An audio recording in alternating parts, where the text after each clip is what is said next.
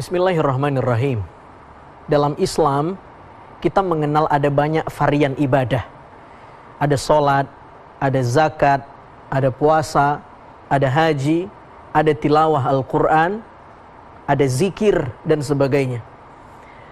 Kata Syali Al-Jurjawi, kenapa ibadah itu ada banyak variannya? Tanawu'ul ibadah. Karena memang ada banyak juga rizki yang diberikan Allah kepada kita dengan berbagai macam varian rizki yang diberikan Allah. Rizki menghirup udara, rizki bisa sholat, rizki bisa beribadah, rizki bisa makan, ya, sampai rizki bisa membuang hajat. Itu juga rizki, sehingga cara mensyukurinya pun dengan berbagai macam ibadah yang diperintahkan Allah kepada kita. Dan uniknya, ibadah-ibadah yang ada di dalam agama ini punya titik tekan masing-masing. Ibadah Al-Quran misalnya, ibadah yang mengandalkan aksen suara, itu disebut dengan ibadah sautiyah, ibadah suara. Atau zikir misalnya, yang titik tekannya ada pada kehadiran qalbu, dia disebut dengan ibadah qalbiyah. Atau misalnya saum, ya, yang titik tekannya ada pada kekuatan ragawi menahan lapar dan haus, dia disebut dengan ibadah badaniyah. Atau mengeluarkan zakat, sedekah, infak, dia disebut dengan ibadah maliyah. Nah, kurban ini, ya, dia adalah ibadah ramziyah, ibadah simbolik, ya. Karena nanti kita akan bicara bahwa salah satu simbol kunci dalam ritual kurban ini adalah hewan. Ibadah yang syarat dengan simbol. Karena dia disebut dengan ibadah simbolik, ya, maka semakin kita bisa memaknai simbol-simbol yang ada dalam ritual kurban, maka semakin khidmat dan khusyuk kita memaknai ritual kurban ini. Jangan sampai ada penafsiran-penafsiran yang liar, yang rancu terhadap kurban. Misal begini, ini kenapa Islam mengajarkan kurban, membunuh hewan secara masif di bulan Zulhijjah? Ini jangan-jangan syiar radikalisme yang dipertontonkan secara kolosal saja, atau apalah stigma-stigma negatif. Kenapa penafsiran-penafsiran liar seperti ini terjadi? Boleh jadi karena kurban yang tadinya ibadah simbolik, tapi ditafsirkan secara letterlek, maka nggak ketemu. Maka kita harus memaknai apa simbol-simbol yang ada dalam ritual kurban ini.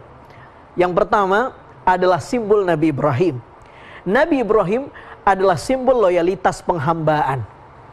Di posisi Nabi Ibrahim sebagai seorang nabi, namanya disebut 69 kali di dalam Al-Quran, menduduki posisi Khalilullah, kekasihnya Allah Subhanahu wa Ta'ala. Dan Allah ingin uji personalitas Nabi Ibrahim, apakah dia benar-benar kekasihnya Allah, mana yang lebih dia cintai, anaknya atau Allah. Wa minan nasi may yattakhidhu min dunillahi andada yuhibbunahum kahubbillah. Betapa banyak manusia yang dia lebih cinta kepada sesuatu ketimbang mencintai Allah. Maka Nabi Ibrahim diuji benar itu. Diuji benar.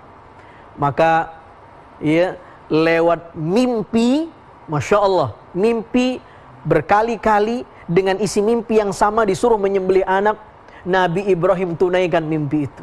Perintah yang tidak masuk akal sebenarnya. Dan kalau kita bertanya, kenapa sih Allah harus menyuruh Nabi Ibrahim menyembelih anaknya? Inilah drama pengorbanan yang sudah didesain sama Allah Subhanahu wa Ta'ala untuk, ya, membuktikan kualitas cinta, ya, pengorbanan kehambaan Nabi Ibrahim, dan itu terbukti. Yang kedua, Nabi Ismail. Ya, Nabi Ismail itu adalah simbol segala sesuatu yang melekat di hati kita selain Allah. Boleh jadi hari ini ada di antara kita yang mengismailkan rumah baru kita, mengismailkan mobil mewah kita, mengismailkan popularitas kita, mengismailkan deposito kita. Boleh jadi. Dan kita dituntut bagaimana bisa menyembelih Ismail dengan bentuk yang berbeda itu. Ya, dengan bentuk yang berbeda itu. Kita tahu dalam sejarah para mu'arrikh mengatakan Nabi Ibrahim saat berada di Kaldan berhasil mensweeping patung-patung berhala.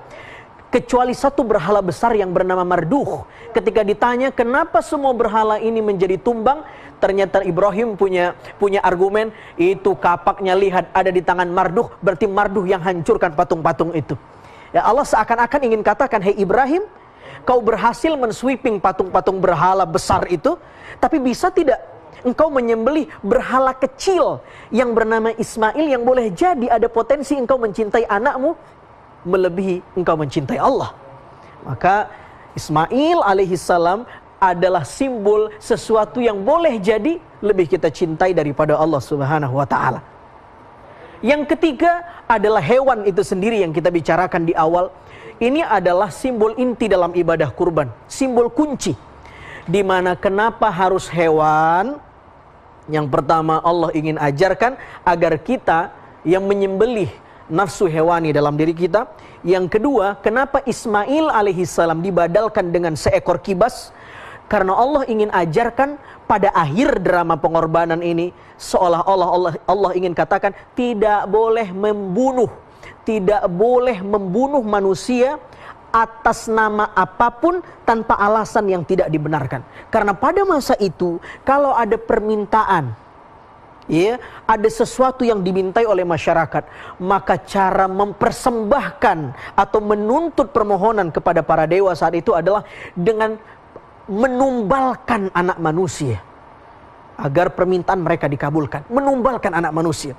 Allah ajarkan dengan drama pengorbanan ini, pada akhirnya Ismail alaihissalam dibadalkan dengan seekor kibas. Tidak ada anak manusia yang tertumpah darahnya kecuali binatang, dan binatang itu adalah simbol di mana kita harus menyembelih nafsu hewaniah kita.